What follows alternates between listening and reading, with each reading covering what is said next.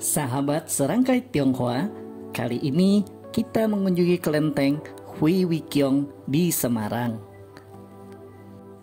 Karakter Tiongkok Selatan langsung terlihat dari bentuk bubungan atapnya yang menyerupai jurai ekor walet. Tampak patung Si Zhe atau singa jantan dan betina sebagai simbol keharmonisan menyambut setiap pengunjung kelenteng. Dinding depannya dihiasi dengan ukiran detail, menampakkan kepiawaian para pengrajin kayu Tionghoa yang mencurahkan seluruh keahliannya di dinding ini.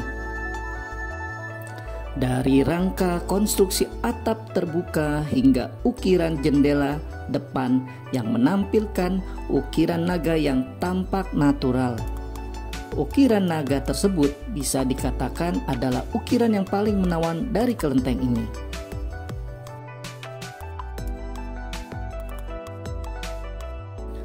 Secara garis besar, tata ruang kelenteng ini dibagi menjadi 3, yakni ruang suci utama, balai leluhur, dan ruang paling belakang.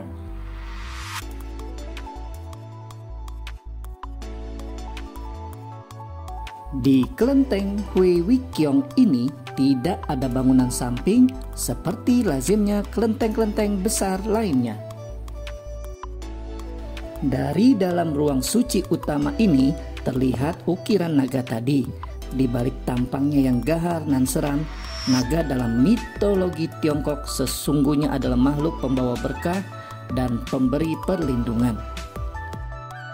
Seperti kita lihat, kelenteng Hui Wikiong memiliki 3 pintu masuk ke dalam ruang suci utama.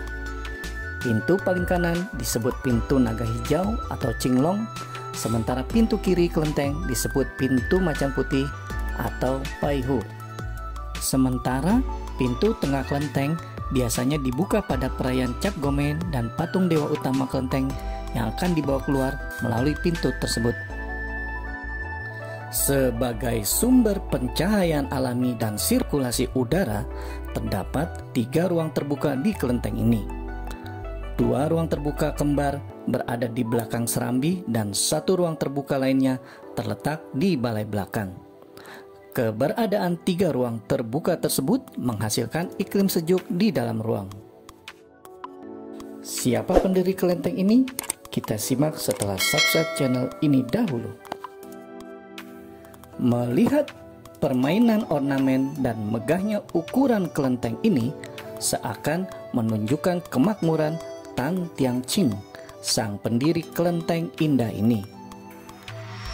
Membahas kelenteng ini memang perlu menyinggung tentang sosok Tan Tianqing karena kelenteng ini adalah bagian dari sejarah kehidupan sang mayor, pemimpin orang Tionghoa di Semarang yang pernah hidup di masa kolonial.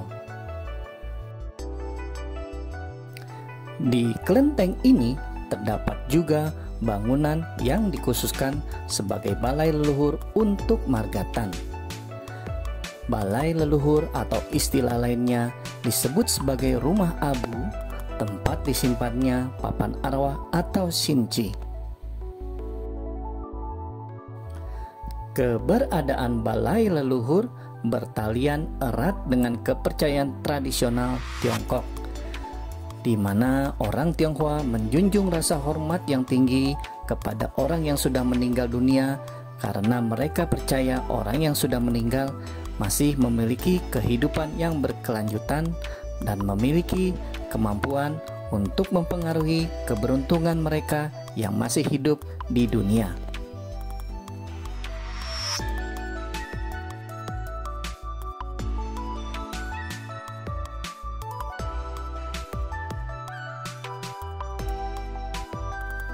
Atap bangunan dipikul oleh rangka konstruksi atap terbuka tanpa penutup plafon, sehingga memperlihatkan keseluruhan rangka yang dihias begitu meriah.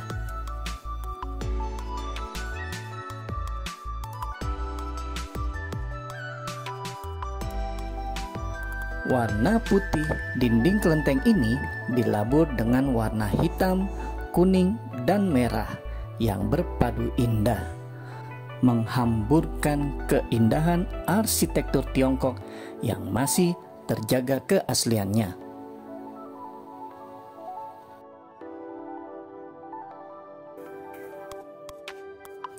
Saat ini mentari sedang terik di luar kelenteng.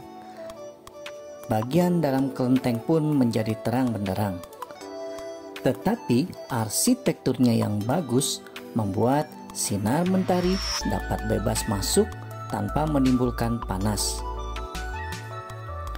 Di sini kita akan merasa nyaman tatkala berada di dalam meskipun di siang hari. Selain itu, kita juga tidak sesak oleh asap dupa karena udara senantiasa bergerak mengalir.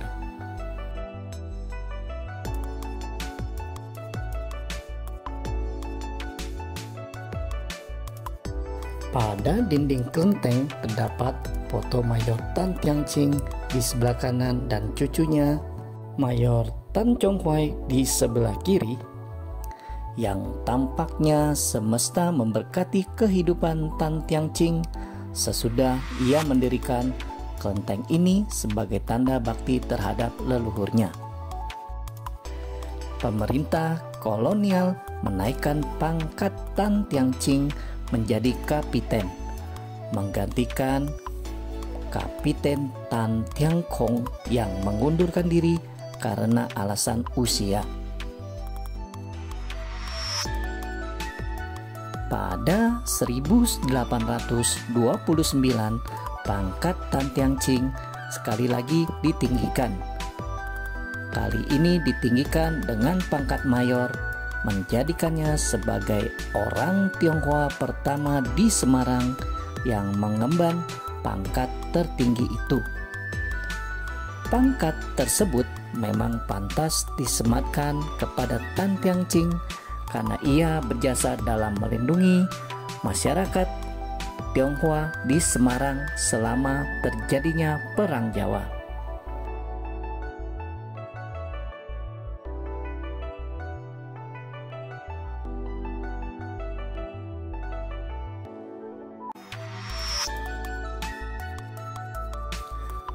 Pai dari Tan Tianqing yang menandai pengangkatannya sebagai letnan dan mayor masih dilestarikan dan dipajang berjejer di depan balai leluhur.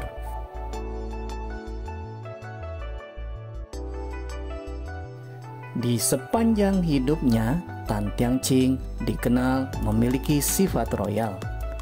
Ia tidak segan memberi hadiah mahal kepada koleganya sebagai upaya memelihara ikatan persahabatan. Hal inilah yang membuat nama Tan Tianqing tak hanya kondang di Semarang, namun di tempat lainnya.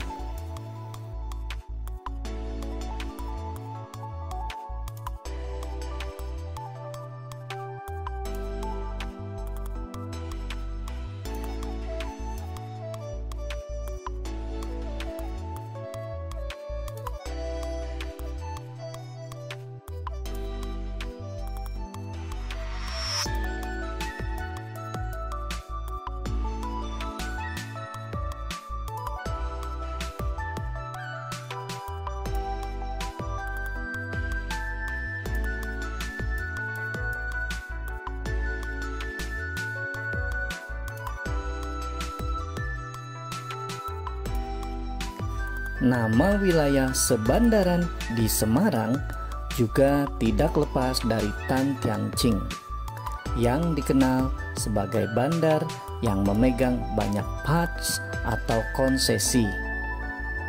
Bermodal patch yang ia pegang itulah ia mampu meraih kemakmuran yang tercermin lewat rumah dan kelenteng yang didirikannya ini. Tan Tianqing meninggal pada tahun 1833 sesudah memangku jabatan mayor selama 4 tahun.